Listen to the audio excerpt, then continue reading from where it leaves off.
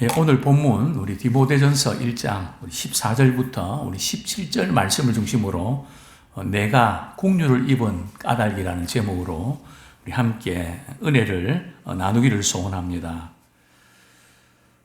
목회를 이렇게 하다 보면 정말 어렵고 힘든 상황에 처한 우리 성도들을 종종 만나게 됩니다. 어떻게 할 줄 모르고 때로는 기가 막히고 이렇게 어쩔 줄 몰라 하는 그런 가운데 그 사정을 쭉 이야기를 하십니다. 그러면 이제 듣고 우리 같이 기도하겠다고, 또 특별히 이 문제를 가지고 우리 같이 기도하자고.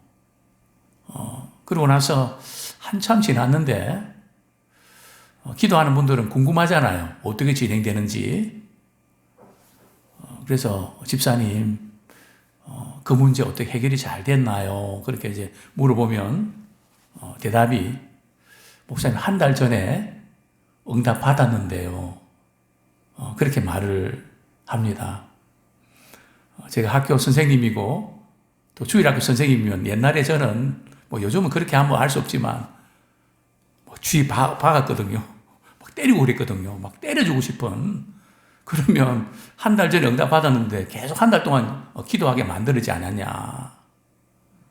물론 기도하는 건 나쁜 건 아니지만 기도 부탁할 때는 언제고 응답 받았을 때는 왜 그렇게 할까? 왜 그럴까요? 잊어버려서 그럴까요? 바빠서 그럴까요? 물론 그럴 수도 있겠죠. 말씀드려야지 하다가 놓치는 경우도 있을 수 있죠. 그러나 저는 그런 게 아니고 다른 문제가 있다는 것을 발견하게 됐습니다. 어떤 문제일까요? 어렵고 힘들 때는 정신이 하나도 없어서 있는 그대로 기도 부탁을 했는데 그 문제가 해결되고 나니까 어떤 마음이 들까요? 창피한 마음도 들고 수치스러운 마음도 들고, 내가 괜히 이야기했나? 그런 마음도 들고. 우리 크리스찬들은 이렇게 그 문제 해결함 받고 그런 감정이 들 때 어떻게 처리해야 될까요? 자괴감을 갖고 부끄러워하는 것이 맞는 걸까요? 바울은 어떻게 했을까요? 우리 주님은 우리가 어떻게 하기를 바라실까요? 바울은 이렇게 고백합니다. 15절에 보면 말이죠. 죄인 중에 내가 뭐라고요? 괴수다. 여기 이제 원문에 보면 말이죠.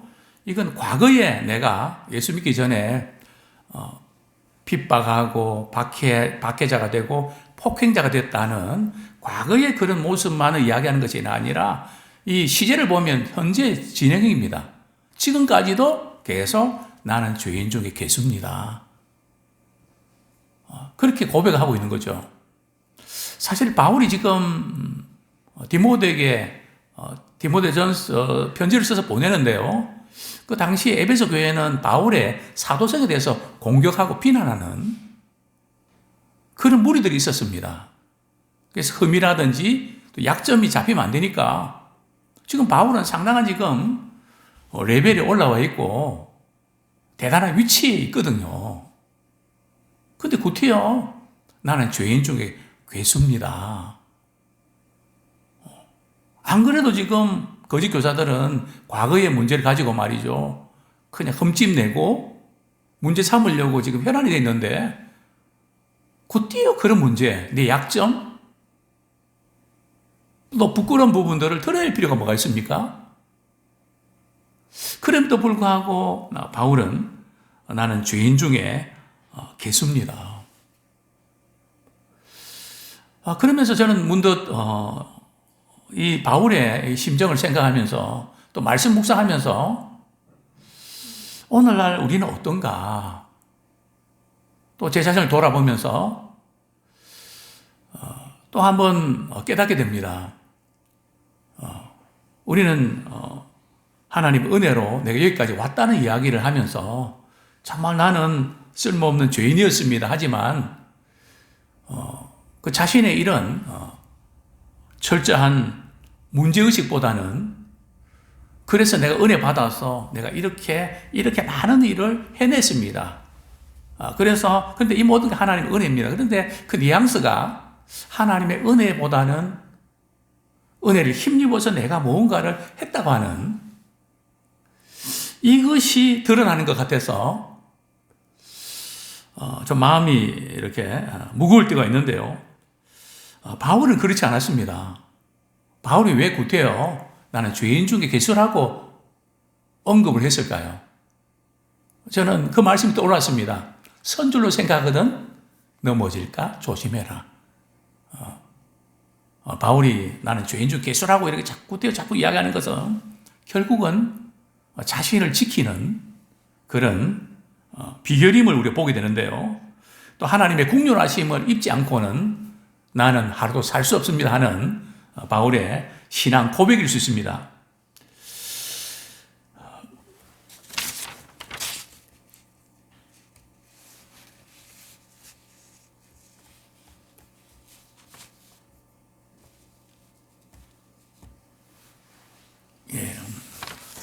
바울은 아직도 나는 죄인 중에 개수입니다.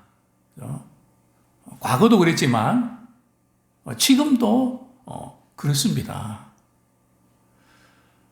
우리가 이제 잊지 말아야 될 것은 말이죠. 우리가 철저히 주님 앞에서 우리가 어떤 존재인지 참 구원받을 수 없는 쓸모없는 존재라는 것을 우리는 철저하게 우리가 인정을 해야 되는데요.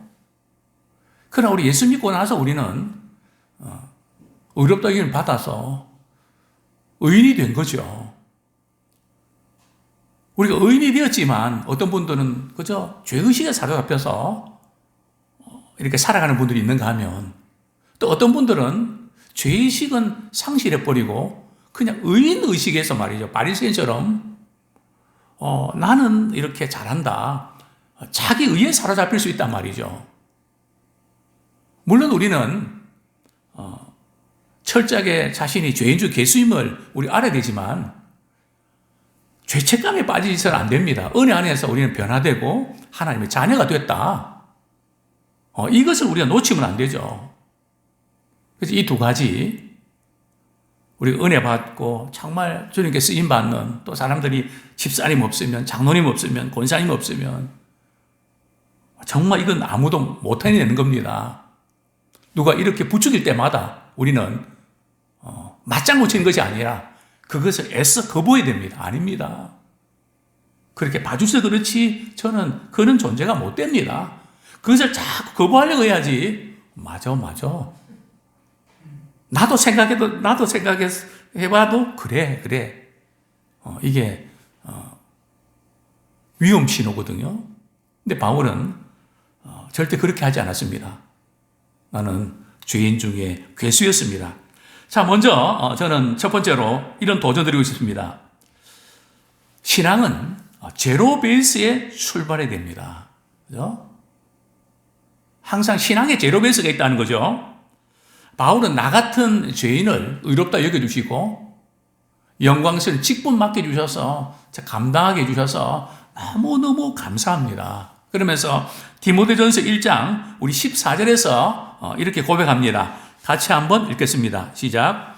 우리 주의 은혜가 그리스도 예수 안에 있는 믿음과 사랑과 함께 넘치도록 풍성하였도다.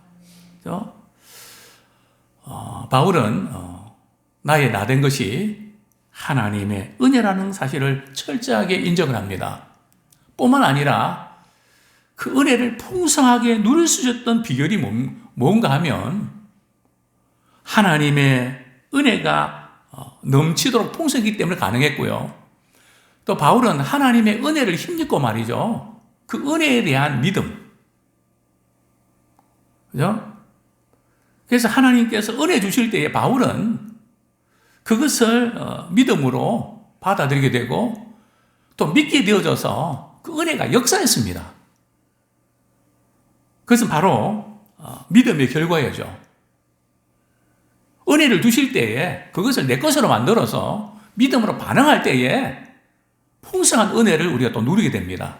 뿐만 아니라 은혜 안에서 믿음으로 역사하는 거 너무 중요하지만 그것 때문에 우리 주님 사랑하고 또 이웃에 있는 사람들을 사랑하는, 즉 믿음 안에서 또 사랑과 함께 은혜가 풍성해집니다. 아무쪼록 2023년 하나님의 은혜를 믿음으로 말미암아 구원에 이르고 또 사랑 안에서 우리가 수고함으로 아름다운 열매를 맺는 그런 풍성한 은혜의 사람 되기를 소원합니다. 뿐만 아니라 바울은 자신이 예수 그리스도를 거부하고 예수님에 대해서는 불신을 가졌거든요. 근데 하나님의 은혜를 힘입고 바울은 그 예수 그리스도 그분이 메시아인 것을 알고 나를 구원해 주신 분임을 깨달아서 바울은 그 불신이 믿음으로 바뀌게 됩니다. 그리고 바울은 유난히 예수 믿는 사람들을, 예수쟁이들을 되게 싫어하고 미워했거든요. 그 미워하는 마음이 주님의 은혜를 받고 어떤 마음으로요? 사랑의 마음으로 바뀌었던 겁니다. 참 이런 놀라운 은혜가 있기를 소원합니다. 신앙의 제로 베이스라는 게 도대체 뭘까요? 그게 바로 신앙의 본질인데요. 우리 15절 말씀 같이 읽겠습니다. 시작. 미쁘다 모든 사람이 받을 만한 이 말이요, 그리스도 예수께서 죄인을 구원하시려고 세상에 임하셨다 하였도다. 죄인 중에 내가 괴순이라. 신앙의 우리 제로 베이스가 뭔가 하면 예수님께서 죄인을 구원하시려고 세상에 임하셨다 하는 사실입니다. 이것은 바울이 자신 있게 모든 사람이 말할 수 있는, 모든 사람이 받을 만한 그런 복음임을 이렇게 언급하고 있는데요. 예수께서 죄인을 구원하시려고 세상에 임하셨다. 근데 나는 죄인 중에 괴수다. 괴수가 뭐죠? 죄인 중에 첫 번째, 또 죄인 중에 우두머리, 또 죄인 중에 가장 악한, 죄질이 가장 악한 사람, 그러니까 흉악한 죄인이었다는 거죠. 그냥 죄인이 아니라 정말 흉악한 죄인이었습니다. 나 같은 죄인을 주님이 구원하시려고 이 세상에 오셔서 십자가에 못 박혀 죽으시고 부활하시고 승천하셨습니다. 나는 예수 그리스도 그분을 믿고 나는 또 주님을 만나서 나는 구원받았습니다. 근데 이 지금 신앙의 제로 베이스, 여기서부터 우리는 출발해야 됩니다. 자, 두 번째로 우리가 국류를 입은 까닭이 뭘까요? 바울이 국류를 입은 까닭, 우리 자신이 국류를 입은 까닭이 뭘까요? 우리 16절 말씀 같이 한번 읽겠습니다. 시작. 그러나 내가 국류를 입은 까닭은 예수 그리스도께서 내게 먼저 일체 오래 참으심을 보이사 후에 주를 믿어 영생 얻는 자들에게 본이 되게 하려 하심이라. 자, 바울이 국류를 입은 까닭이 뭐라고요? 이 첫 번째는 하나님께서 일체 말이죠, 오래 참아주셨다. 바울이 믿는 사람들을 괴롭히고 잡아 죽이고 그 악행을 저지르지만 주님은 보시고 말이죠, 오랫동안 참아 주셨다는 거죠. 이것이 하나님의 국률입니다. 간혹 전도하다 보면 이런 분들 만나게 됩니다. 집사님에게도, 우리 자매님에게도, 형제님에게도 하나님의 사랑이 꼭 필요합니다. 또 예수님께서 우리의 모든 죄를 대신해서 십자가에 못 박혀 죽으시고 우리를 살려내시기를 원하시는데 그 예수님의 사랑을 꼭 경험하면 좋겠습니다. 이렇게 말을 하면 미안해하면서 저는 죄가 많아서 그런 은혜를 받을 자격조차 없습니다. 그런 분들 종종 만나게 되죠. 근데 하나님의 국률하심이 우리가 지은 어떤 잘못된 것, 정말 도저히 나도 용서 안 되고 다른 사람도 용서를 할 수 없는 그런 지경에 이른 사람에게는 하나님의 긍휼하심이 해당 사항이 없을까요? 하나님의 긍휼이 미치지 못할 영역이 없습니다. 그거 우리가 인정하셔야 돼요. 우리 스스로 용납이 안 될 때도 있고, 근데 많은 경우에 다른 사람은 그래도 이렇게 나보다 낫지 않냐고, 뭐 그렇게 해도 아니라고. 난 절대 용서 못 한다고. 정말 꽤 오래전에 참 교회에 나오셨는데 그분이 참 말씀의 은혜를 좀 많이 받으신 분입니다. 참 초신자인데도 말씀을 주면 그냥 그 말씀을 꿀송이보다 더 달게 받아들이고 그 사모하는 그런 어느 날 남편이 말이죠. 남편과 대화 나누면서 슬럼프에 빠졌습니다. 이런 거죠. 친구가 말이 마켓을 하는데 슈퍼마켓을 하는데 내가 어디 간다고 하루 좀 봐달라고. 그래서 봐줬다는 거죠. 근데 그날따라 어떤 물건을 봤는데 그 물건이 갖고 싶었던 겁니다. 그죠? 그래서 그 물건을 이렇게 자기가 그냥 몰래 훔친 거죠. 그리고 마음이 이렇게 불편해서 도로 갖다 놨는데 그러고 나서 죄책감이 이제 몰려오는 거죠. 경찰의 아내가 그러면 돼? 또 교회 다니면서 믿는다고 하면서 그러면 돼? 자기 자신이 용납이 안 되는 거죠.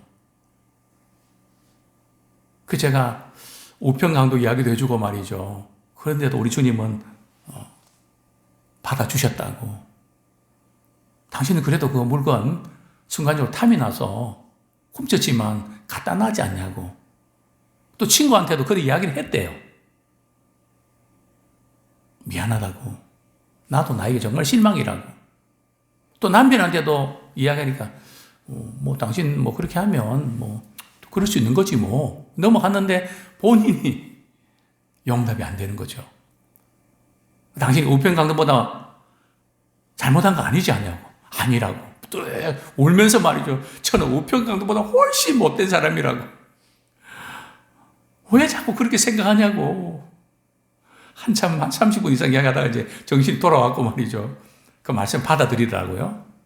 제가 말씀드리고 싶은 것은 하나님의 긍휼은 바울처럼 말이죠. 이 악행, 그죠?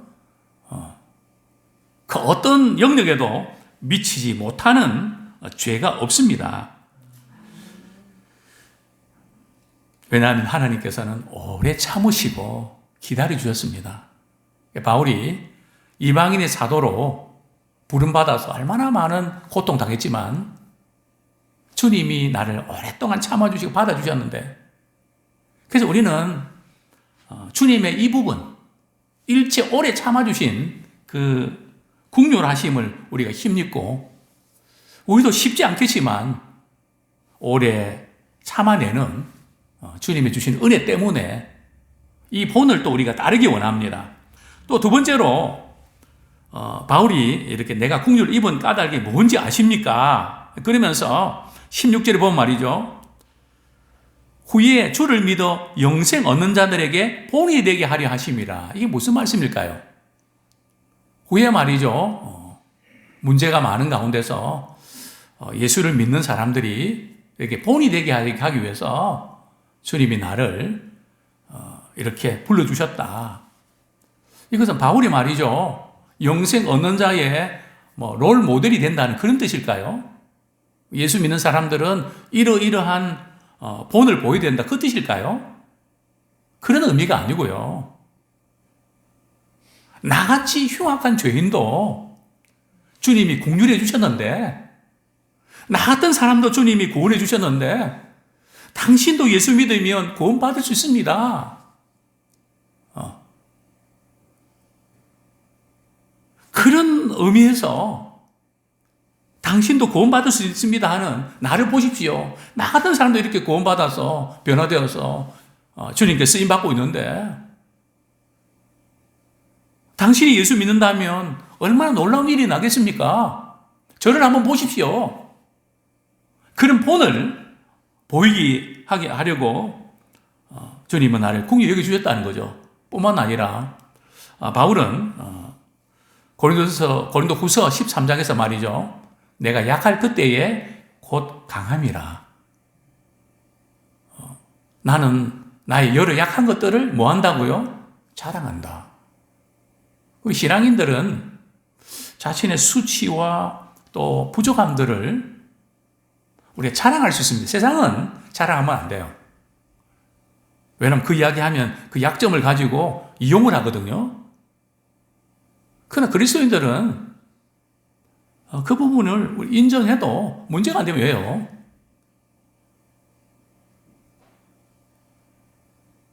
실제 우리 자신을 돌아볼 때는 훨씬 더 좋은 면보다는 나쁜 면이 많거든요. 저도 이제 이렇게 그런 이야기 합니다. 물론 그렇게 안 될 때가 많지만, 목사님, 이런 부분이 마음에 안 들고요. 저런 부분이 마음에 들고, 다른 부분은 다 좋은데요. 이런 게 마음에 안 듭니다. 그렇게 이야기하면, 그렇게 이야기하죠. 좋은 부분 이야기했지만, 저는 훨씬 더 나쁜 게 더 많다고. 그건 잘 봐줘서 그런 거라고. 실제잖아요.